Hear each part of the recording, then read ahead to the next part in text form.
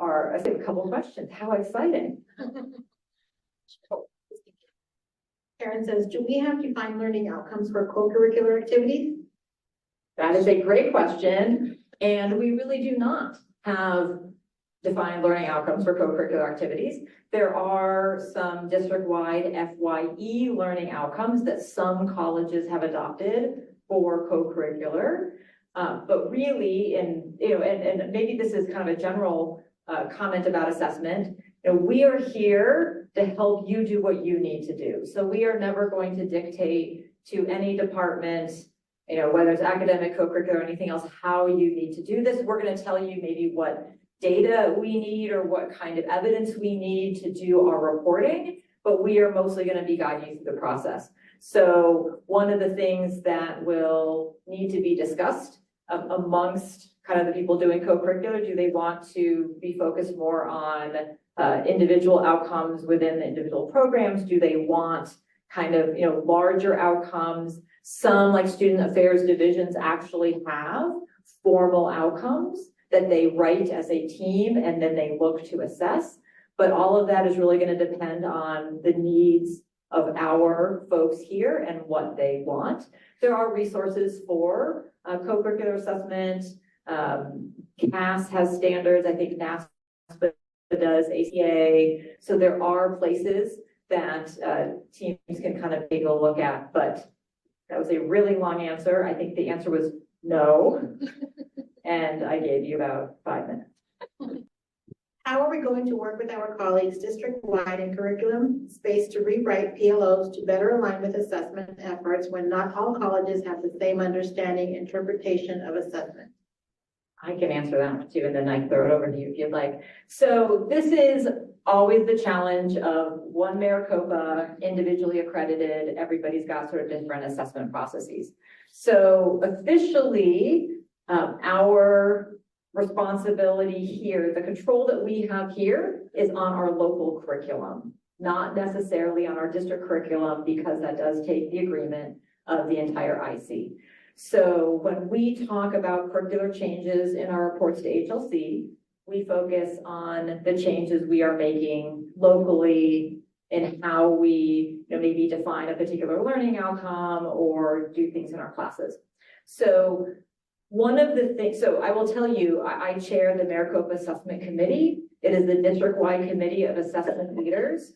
We are all in conversation right now around program assessment. Everybody's developing program assessment. I would say we're, maybe a little bit further behind some of the other colleges, but nobody is that far ahead of us. We're all trying to figure it out because we're all getting the same feedback from HLC about the need to do this.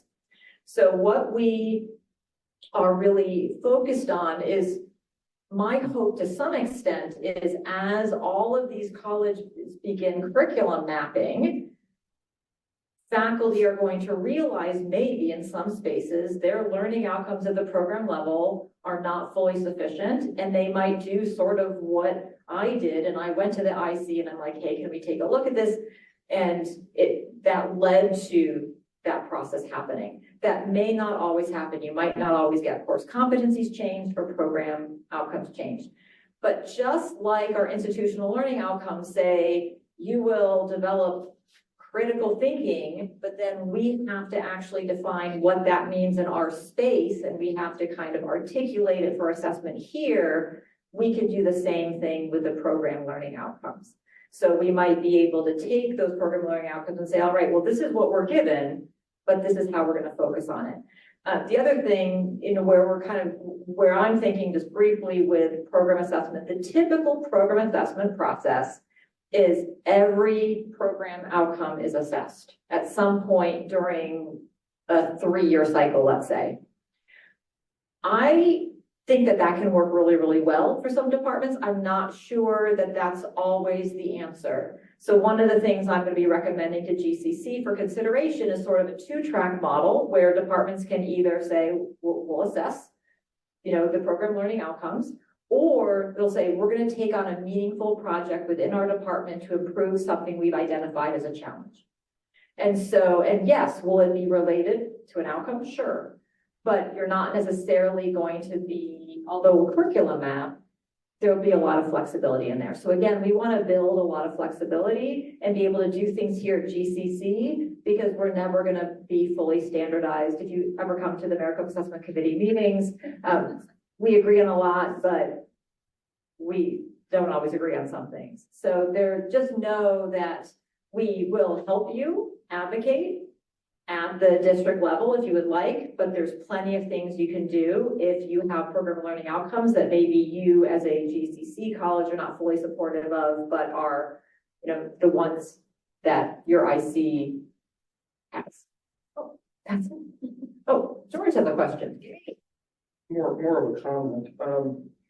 So the first thing I want to say is that we are extraordinarily blessed at GCC to have a team that is so dedicated to assessment and so competent. So Julie and Roxan and Karen and Kirsten and all the DACs, the developers, extraordinary work. And over many years, the way you've sort of iterated to excellence and you continue to innovate and improve is really exciting and inspiring.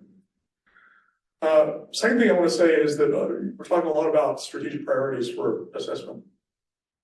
We currently have, as people probably recall, an assessment metric in our strategic plan post 2024, and that's to do ILOs, to get people involved in ILOs.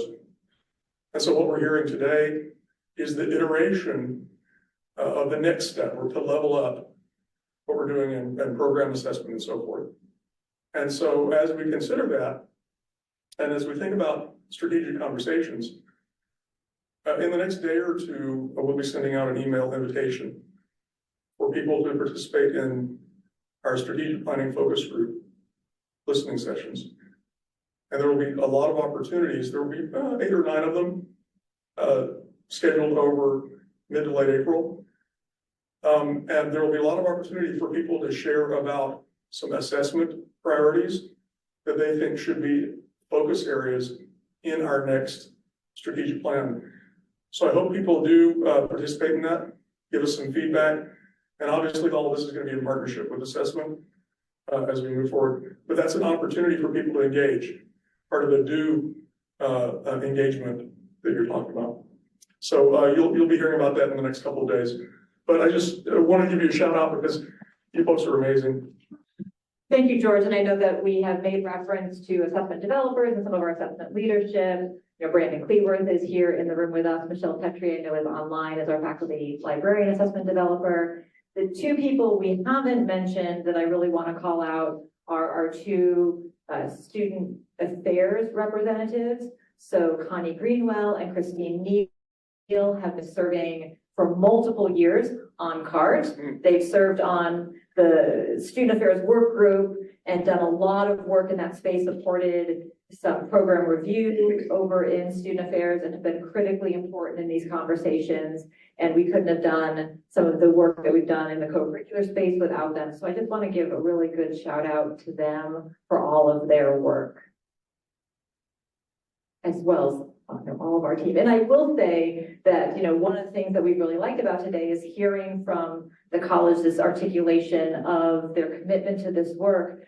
We have always been incredibly lucky at GCC, more so than I think any other college in the district, to have the level of personnel support for assessment. When you look at the way that assessment is being supported at other colleges, they might, invest in a tool. There's a bunch of colleges investing in assessment management systems and all that, but they don't have the personnel support. One of our sister colleges, in fact, just picked up our department assessment coordinator model.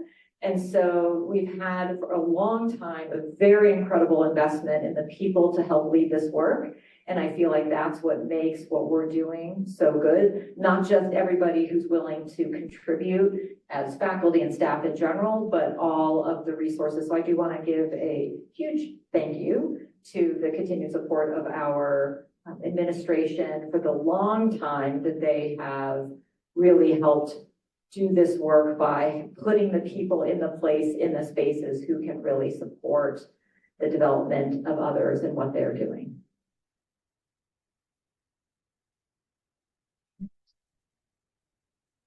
Last thoughts, Roxanne? this is a college conversation, and the way conversations work is we talk, but then you talk. So we want to hear from you. We want to continue this conversation and continue helping you and answering you and helping, having you help us to learn more about how we can support you. So please continue these conversations with us as well. And we had some great outtakes from, what was it we were doing? I can't remember. Was it the 11 things we were doing? I don't know. So here's really what, you'll have to hold the mic for me because here's what I really want to do. All right, I'll allow it. You ready? Uh-huh. Hashtag Stronger assessment. Thanks so much. Thank you, everybody. Appreciate you coming in the room and online.